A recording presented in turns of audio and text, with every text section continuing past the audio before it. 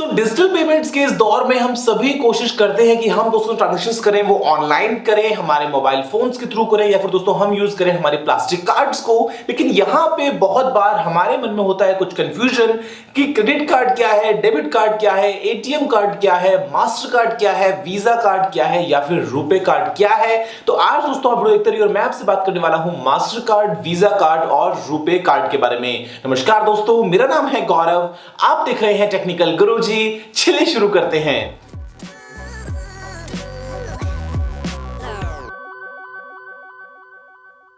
दोस्तों अगर आपके मन में कोई भी कंफ्यूजन है क्रेडिट कार्ड, डेबिट कार्ड या फिर एटीएम कार्ड को लेके, तो उनके बारे में दोस्तों मैंने एक वीडियो पहले ही बनाया है, आप जाके उसको देख सकते हैं। लेकिन यहां पे मैं आज आपसे बात करने वाला हूं जो कि आप लोगों देखते हैं अपने कार्ड के ऊपर, वो मास्टर कार्ड हो सकता है, वो वीजा कार्ड हो सकता है, वो हो सकता है दोस्तों वो रुपे कार्ड। मैं यहां पे मैस्ट्रो कार्ड या फिर अमेरिकन एक्सप्रेस को इंक्लूड नहीं कर रहा हूं। यहां पे दोस्तों ये जो है मेन स्ट्रीम में सिर्फ तीन ही आते हैं, जो कि है मास्टर कार्ड, वीजा कार्ड और रुपे कार्ड। और आपसे बात करने वाला हूं कि आखिर ये क्या है और इनमें क्या डिफरेंस है और आपके फायदे के लिए आपको कौन सा यूज करना चाहिए या फिर आप किस केस में किस कार्ड को यूज कर सकते हैं। उसने देखिए ये जो तीनों ही चीजें हैं ये सिर्फ और सिर्फ पेमेंट गेटवेज हैं। अब आप इमेजिन कीजिए कि आप दोस्तों आपके पास में चाहे वो डेबिट कार्ड हो चाहे वो क्रेडिट कार्ड हो, उसको अगर आप कहीं पे भी यूज करते हैं, फिर चाहे वो कोई भी एटीएम मशीन हो या फिर दोस्तों कोई और वो पीओएस मशीन हो या फिर वो उससे दोस्तों कोई आप ऑनलाइन पेमेंट कर रहे हैं, तो यहां पे जरूरी नहीं कि जिस बैंक में आपका अकाउंट है सामने वाला जिसको आप पे करने वाले हैं या किसी और अगर आप एटीएम से विड्रॉ कर रहे हैं वो दोस्तों सेम बैंक हो। वो दुनिया भर में कोई भी बैंक हो सकता है। तो ऐसे में हमें चाहिए होता है एक ऐसा मीडिएटर जो उन ट्रांजैक्शंस को हैंडल कर सके, जो उन ट्रांजैक्शंस को आगे फॉरवर्ड कर सके। और इसलिए दोस्तों हम यूज करते आ रहे थे आज तक मास्टर कार्ड और वीजा कार्ड। और ये दोस्तों बेसिकली ऐसी कंपनीज हैं जो एक तरीके से मीडिएटर का काम करती हैं कि आपका जो बैंक है और जिसको आप पैसे दे रहे हैं उसका जो बैंक है, उनके बीच में एक चैनल की तरह काम करती हैं और अपना जो कमीशन है वो बीच में ले लेती हैं।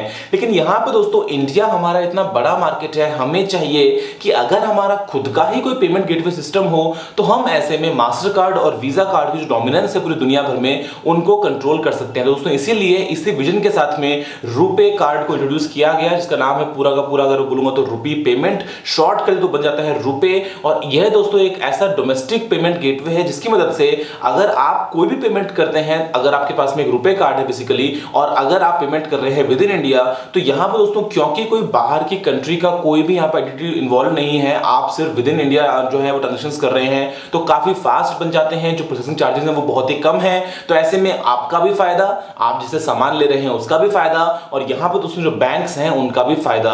और सबसे बड़ी बात यह कि हमें जो हमारा डेटा है वो प्रोसेसिंग के लिए कहीं बाहर नहीं भेजना पड़ता किसी और कंट्री में, किसी और कंपनी के पास में। ये दोस्तों जो सारा काम है ये हम विद इन इंडिया कर पाते हैं। दोस्तों यहां पे जो रुपे कार्ड है ये अगर आप सोचेंगे कहां कहां चल सकता है, कहां कहां नहीं चल सकता, तो ये इंडिया भर में सभी एटीएम्स में चलता है, सभी जो है आपकी पीओएस मशीन्स वहां चलता है। उसके अलावा दोस्तों ऑनलाइन करीब 10,000 से भी ज्यादा वेबसाइट्स हैं जहां पे आप रुपे कार्ड के थ्रू पेमेंट कर सकते हैं। और अगर मैं आपसे बात करता हूं मास्टर कार्ड या फिर वीजा कार्ड की, तो यहां पे दोस्तों कोई डिफरेंसेस इतने कुछ खास है नहीं, सभी बिल्कुल सिमिलर से ही है। जो आपको बेनिफिट्स मिलते हैं लगभग मास्टर कार्ड में वही आपको सेम मिलते हैं वीजा कार्ड में।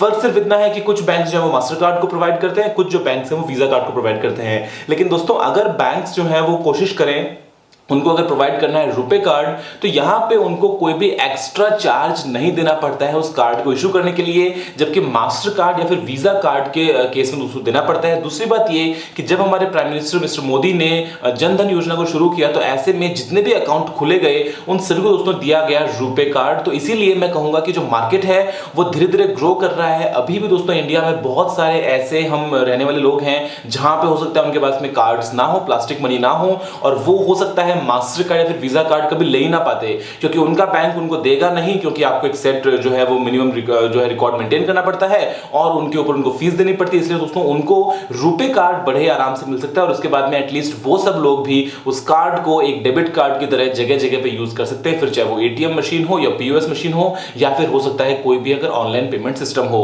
लेकिन यहां पे दोस्तों एक बहुत बड़ा ड्रॉबैक भी है रुपे कार्ड का। जो ड्रॉबैक है वो ये है कि आप इसको इंटरनेशनली यूज नहीं कर सकते हैं। कर सकते हैं, लेकिन बहुत ही दोस्तों लिमिटेड यहाँ पे जगहें हैं, क्योंकि यहाँ पे जो लिंकअप किया गया है वो किया गया है डिस्कवर नेटवर्क के साथ में, जिसका मतलब ये हुआ कि आप डिस्कवर नेटवर्क हुआ या फिर डायनर्स क्लब वगैरह जो हुआ, जहां पे वो वाले कार्ड्स एक्सेप्ट किए जाते हैं ग्लोबली, आप सिर्फ वहीं पे रुपए कार्ड के थ्रू पे कर सकते हैं।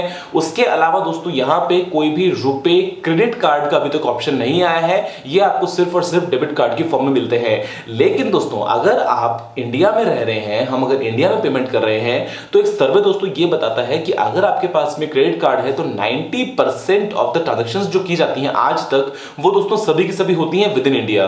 और ऐसे में अगर आपके पास में डेबिट कार्ड है तो लगभग सभी के सभी जो ट्रांजैक्शंस हैं वो विद इन इंडिया की जाती हैं। तो यहां पे अगर आप विद इन इंडिया ट्रांजैक्शन कर रहे हैं तो रुपए कार्ड की मदद से क्या होने वाला है कि आपको एक तो बेनिफिट अच्छा मिलेगा, काफी सिक्योर है, जो चार्जेस है वो बहुत ही कम है, और उसके अलावा बहुत से केसेस में आपको तरह तरह के कैशबैक ऑफर्स मिल रहे हैं जो कि इस कार्ड को प्रमोट करने के लिए किया जा रहा है। अगर मैं आपसे बात करूं तो मान लीजिए अगर आप कोई टिकट बुक कर रहे हैं, अगर आप कोई यूटिलिटी बिल पे कर रहे हैं, आपके लाइट का बिल है, पानी का बिल है, या फिर दोस्तों अगर आप मान लीजिए पेट्रोल भी भरवा रहे हैं रुपए कार्ड से, तो आपको बेनिफिट मिलेगा जो कि आपको नहीं मिलता in case of master card या वीजा कार्ड, क्योंकि वहां पे बैंक को ज्यादा प्रोसेसिंग फीस देनी पड़ती है, ज्यादा ट्रांजेक्शन फीस देनी पड़ती है, तो इसीलिए बैंक के पास में मार्जिन कम रहता है कि वो आपको कुछ रिवॉर्ड दे।